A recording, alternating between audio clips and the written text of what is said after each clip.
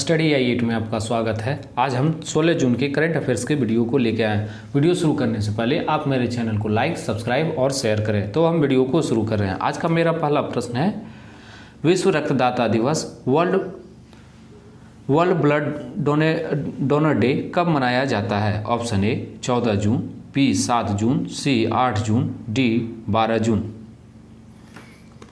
तो इसका right answer है ऑप्शन ए 14 जून। 14 जून को विश्व रक्तदाता दिवस मनाया जाता है, जो हर साल 14 जून को ही विश्व स्तर पर मनाया जाता है।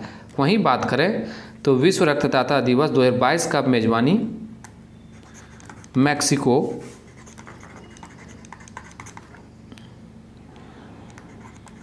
ने किया है और वैश्विक कार्यक्रम 14 जून 2022 को मेक्सिको की राजधानी मेक्सिको सिटी में आयोजन किया गया है। वहीं बात करें तो विश्व रक्तदाता दिवस का थीम 2022 का है रक्तदान करना एकजुटता का कार्य है, प्रयास में शामिल हो और जीवन बचाएं।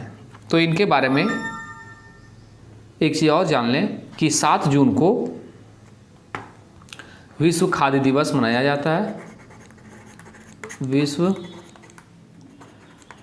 खाद्य दिवस मनाया जाता है। 8 जून को विश्व महासागरीय दिवस मनाया जाता है। 12 जून को विश्व बाल श्रम दिवस मनाया जाता है। बाल श्रम दिवस मनाया जाता है। तो इनके बारे में बस इतना ही। आज का दूसरा प्रश्न, 38वां भारत इंडोनेशिया समन्वित गश्ती का कहाँ आयोजित किया गया है? ऑप्शन ए अरब सागर, बी कैस्पियन सागर, सी अंडमान सागर, डी इनमें से कोई नहीं। तो इसका राइट आंसर है ऑप्शन सी अंडमान सागर। अंडमान सागर में 38वां भारत इंडोनेशिया समन्वित गश्ती का आयोजन किया गया है। वहीं बात करें तो भारतीय नौसेना इकाई और इंडोनेशिया नौसेना के बीच यह 38वां भारत इंडोनेशिया समन्वित गश्ती है, जो 13 जून से 14 जून तक अंडमान सागर और मलक्का जल डमरू मध्य में आयोजित किया जाएगा। वहीं बात करें तो इंडोनेशिया के बारे में, तो इंडोनेशिया पासेक्स युद्ध अभ्यास भी नौसेना का किया जाता है।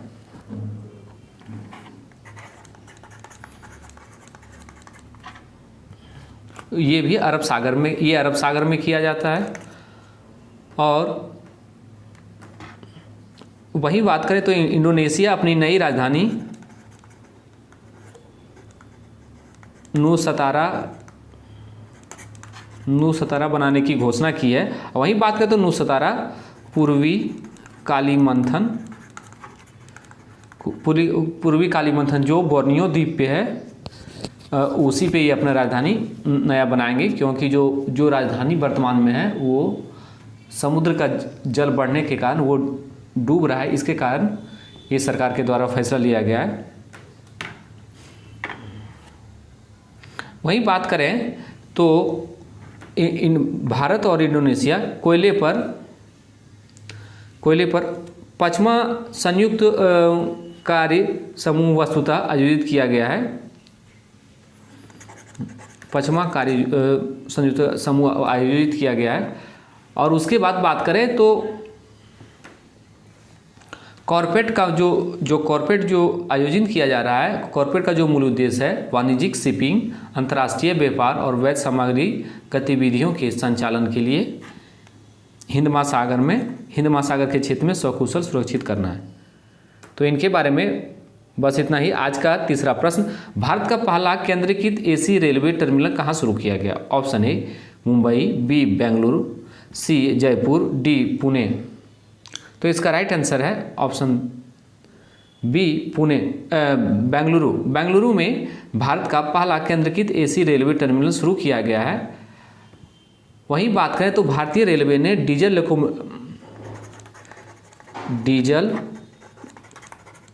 लोकोमोटिव में बायोडीजल का उपयोग करके अपने डीजल इंजनों के बेड़े में चलाने की योजना बनाया है। वहीं बात करें तो रेलवे ने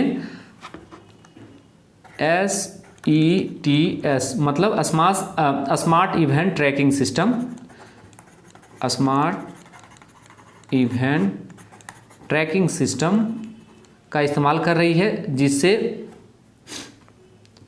जिससे मवेशियों और अन्य प्राणियों को कुचलने की समस्या से निपटान मिलेगा, मतलब कि उसे बचाया जाएगा। वहीं बात करें तो भारतीय रेलवे का पहला सौर ऊर्जा संयंत्र बीना मध्य प्रदेश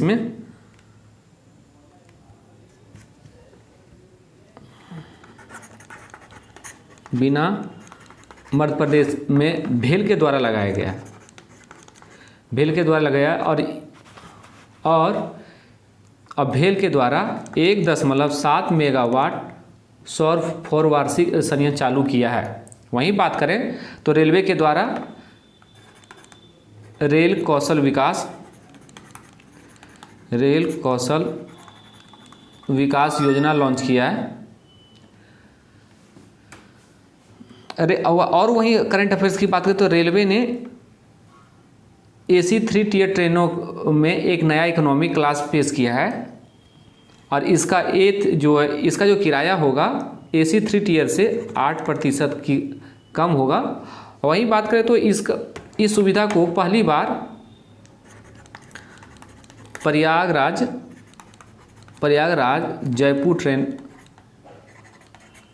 जयपुर ट्रेन में प्रयोग किया, जिस ट्रेन का ट्रेन नंबर है 02403। रेलवे का एक और है क्या कि विश्व का सबसे ऊंचा रेलवे पुल चिनाब ब्रिज जो आर्क क्लोजर का काम भी पूरा कर लिया गया है। यह जो चिनाब ब्रिज है ये उधमपुर श्रीनगर बारामूला रेल लिंक का एक हिस्सा है। तो इनके बारे में बस इतना ही।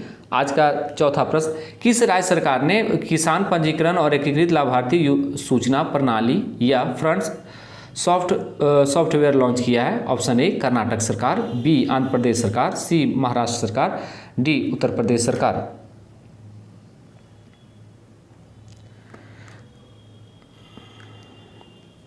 तो इसका राइट आंसर है ऑप्शन ए कर्नाटक सरकार। कर्नाटक सरकार ने किसान पंजीकरण और एकीकृत लाभार्थियों को सूचना प्रणाली या फ्रूट्स सॉफ्टवेयर लॉन्च किया है। कर्नाटक सरकार ने योजना के लिए आधार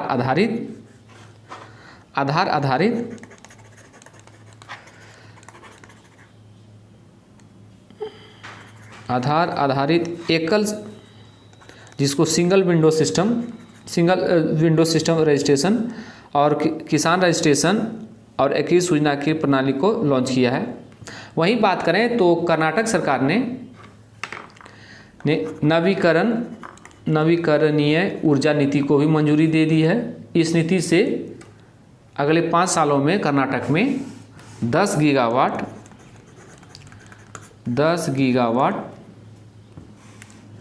नवीकरण ऊर्जा उत्पादन करने की योजना है। वहीं बात करें तो कर्नाटक का पहला LNG टर्मिनल मैंगलोर में बनाया गया है। मैंगलोर में स्थापित किया जाएगा। और कर्नाटक की सरकार ने पुलिस में ट्रांसजेंडरों को, ये इम्पोर्टेंट है कि ट्रांसजेंडरों को 1% आरक्षण देने की घोषणा की है। ध्यान रखिएगा कि 1% ही आरक्षण देने की घोषणा की है। और कर्नाटक सरकार ने एक चीज़ और की है कि धर्म की स्वतंत्रता के अधिकार का संरक्षण के लिए विधेयक पारित किया है। तो इनके बारे में बस इतना ही।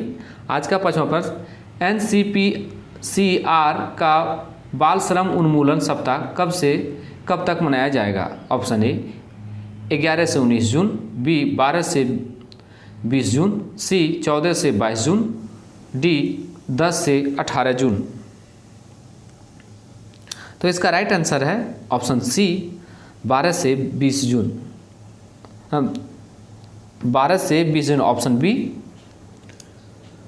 12 से 20 जून तक संयुक्त राष्ट्रीय बाल अधिकार संरक्षण आयोग विश्व बाल श्रम और निषेध दिवस के उपलक्ष्य में बाल श्रम उन्मूलन सप्ताह मना रहा है। वहीं बात करें तो यह बाल श्रम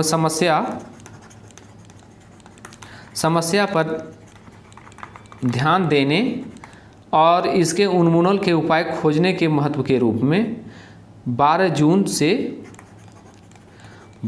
से 20 जून तक विभिन्न जिलों में भारत की स्वतंत्रता के 75वीं वर्षगांठ समारोह, जिसे आज़ादी का अमृत महोत्सव के रूप में 75 स्थानों पर मनाया जा रहा है। तो इनके बारे में बस इतना ही। आज का छठा प्रश्न कि अजरबैजान फार्मूला 1 ग्रां प्री 2022 किसने जीता है? Option A Max Verstappen, B George Russell, C Sergio Perez, D Ruskin bond.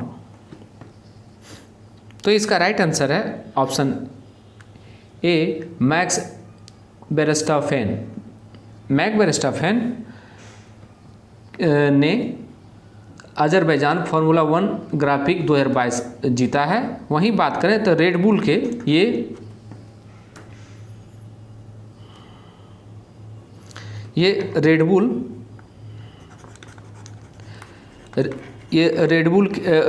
Red Bull max के वेरस्टापेन ने अजरबैजान फार्मूला 1 ग्रां प्री जीता है।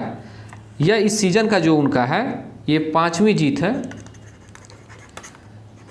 5वीं जीती है। और इस प्रक्रिया में वेरस्टापेन ने अब तक कुल रेडबुल में सबसे सफल ड्राइवर बन गए हैं। वहीं बात करें तो रेडबुल में सर्जिया दूसरे स्थान पर रहे और मर्सिडीज़ के जॉर्ज रसेल तीसरे स्थान पर हैं। जॉर्ज रसेल जो मर्सिडीज़ चलाते हैं ये तीसरे स्थान पे हैं, ये तीसरे स्थान पे हैं। तो इनके बारे में बस इतना ही। आज का 7वां प्रश्न किस राज्य ने खेलो इंडिया यूथ गेम्स 2021 का खिताब जीता है? Option A Kerala, B Gujarat, C Haryana, D Punjab. तो इसका राइट आंसर है ऑप्शन सी हरियाणा। हरियाणा ने खेलो इंडिया यूथ गेम्स का खिताब 2021 का जीता है। वहीं बात करें तो हरियाणा ने अंतिम दिन 52 स्वर्ण पदक जीते हैं और हरियाणा ने भी 39 स्वर्ण पदक जीते हैं, 39 रजत पदक जीते हैं और 46 कांस्य पदक जीते हैं। और जिनकी बात करें तो कुल पदकों की संख्या जो है 137 है। यह किसी भी राज्य से जीते गए के सबसे अधिक पदक है। वहीं बात करें तो खेलो इंडिया यूथ गेम्स के पहले संस्करण का उद्घाटन 2018 में प्रधानमंत्री के द्वारा किया गया था। वहीं 2019 में खेलो इंडिया यूथ गेम्स का नाम बदल के,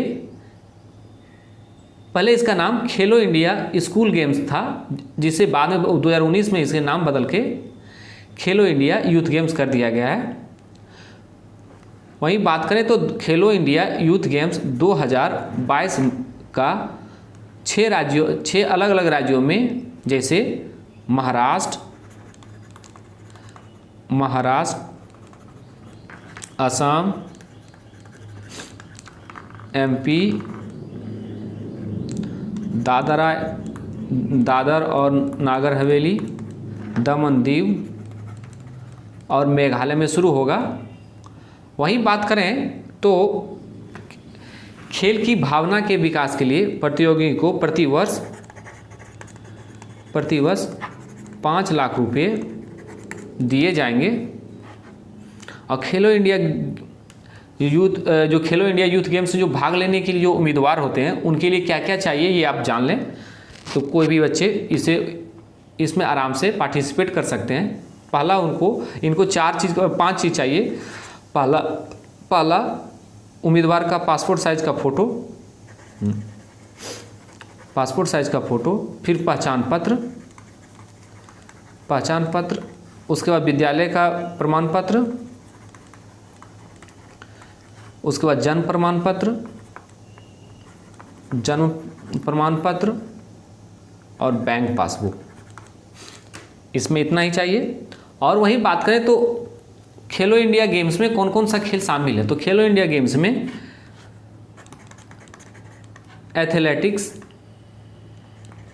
athletics, badminton, archery, boxing, cycling, tennis, judo, gymnast, table tennis,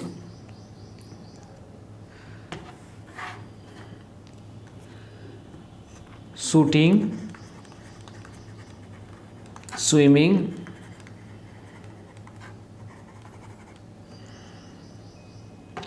basketball,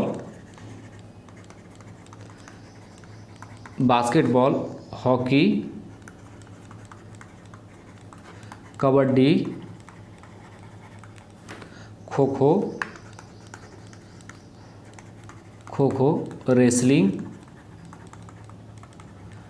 football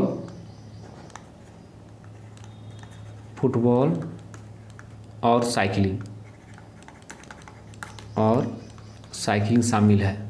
वहीं बात करें तो हर राज्य को कुछ ना कुछ राशि आवंटित है। तो बिहार राज्य का जो राशि आवंटित है वो 0.40 करोड़ आवंटित है। और इसमें खेलो इंडिया यूथ गेम्स में भाग लेने का जो है आयु सीमा है वो 17 साल से कम उम्र के उम्मीदवार भी इसमें हिस्सा ले सकते हैं। 17 साल से कम भी उम्मीदवार के हिस्सा ले सकते हैं। तो इनके बारे में बस इतना ही। आज का 8वां प्रश्न, मई 2022 के लिए ICC men's and women's player of the month किसे चुना गया है? Option A Angelo Mathews, B Tuba Hassan, C Virat Kohli, D A and B. तो इसका राइट आंसर है option D A and B. Angelo Mathews और तुम्बा हसन को मई 2022 के लिए ICC month and women's player of the month चुना गया है। वहीं बात करें, इसकी घोषणा अंतर्राष्ट्रीय क्रिकेट परिषद ने की है और जो श्रीलंका के स्टार बल्लेबाज एंजेलो मैथ्यूज हैं और पाकिस्तान की पहली स्पिन सनसनी तुम्बा हसन को मई 2022 के लिए ICC men's women player of the month चुना गया है। तो इनके बारे में बस इतना ही। आज का 9वां प्रश्न, सांख्यिकी और कार्यक्रम कार्यान्वयन मंत्रालय द्वारा जारी आंकड़ों के अनुसार मई में खुदरा महंगाई दर कितने प्रतिशत रही है? Option A 7.24%, B 8.09%, C 7.4%, D 6.94%। तो इसका राइट आंसर है ऑप्शन सी 7.04%। सांख्यिकी और कार्यक्रम मंत्रालय के द्वारा जारी आंकड़ों के अनुसार यह अनुकूल प्रभाव के कारण भारत की प्रमुख खुदरा मुद्रास्फीति दर अप्रैल के करीब 8 साल के उच्च स्तर पर 7.79% से घटकर 7.4% हो गई है। वहीं बात करें तो उपभोक्ता मूल्य सूचकांक आधारित मुद्रास्फीति अप्रैल में 7.79% थी। अब मई 2021 में खुदरा महंगाई दर 6.3% थी। तो इनके बारे में बस इतना ही। आज का 10वां प्रश्न, हाल ही में कौन सा कार्ड भारत में सभी एटीएम से नगद निकासी शुरू करने वाला पहला आरबीआई लाइसेंस प्राप्त पीपीआई बन गया है? Option A omni card, B Visa card, C RuPay card, D Mastercard. तो इसका राइट आंसर है option A omni card.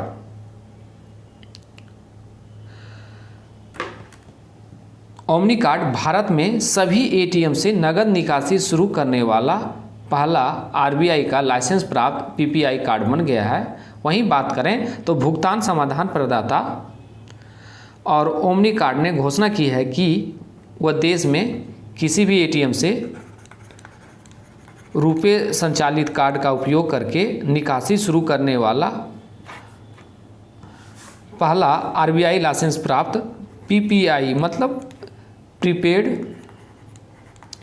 Prepaid भुगतान साधन बन गया है। तो इनके बारे में बस इतना ही। और इनके बारे में एक चीज़ और जान लें आरबीआई के बारे में। तो आरबीआई का स्थापना दिवस 1 अप्रैल को स्थापना दिवस मनाया जाता है। और वर्तमान में आरबीआई के गवर्नर शक्तिकांत दास हैं। और रिजर्व बैंक इनोवेशन हब का उद्घाटन बेंगलुरु में किया गया। तो इनके बारे में बस इतना ही। आज का 11वां और अंतिम प्रश्न, हाल ही में किसे संयुक्त राष्ट्र का अवर महासचिव नियुक्त किया गया है?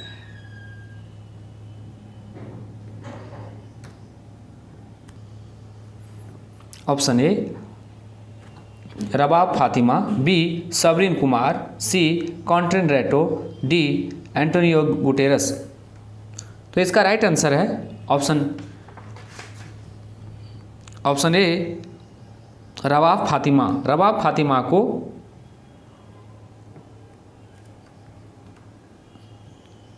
संयुक्त राष्ट्र का अवर महासचिव नियुक्त किया गया है। वहीं बात करें तो संयुक्त राष्ट्र में बांग्लादेश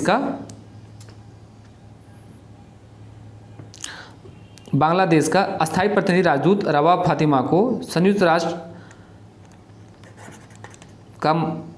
का महासचिव नियुक्त किया गया है। महासचिव एंटोनियो गुटेरस ने फातिमा को ये नियुक्त किया है और वह जमाइका के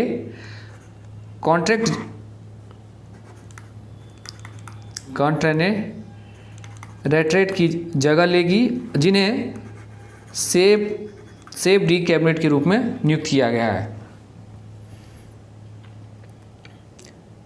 तो इनके बारे में बस इतना ही। And thank you for watching study आई8।